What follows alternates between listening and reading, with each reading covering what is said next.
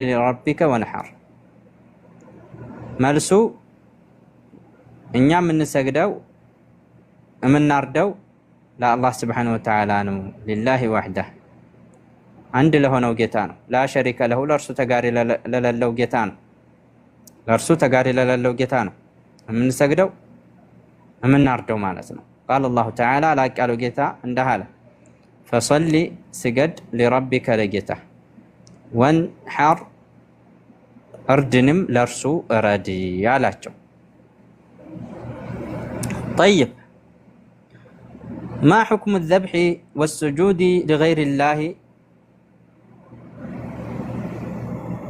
ከአላህ ስብሓነሁ ወተዓላ ውጭ ላለ አካል ማረድ ሱጁድ ማድረግ ፍርዱ ምንድነው ነው? ፍርዱ ምንድነው ነው? ቃለ አላሁ ተዓላ ላቅ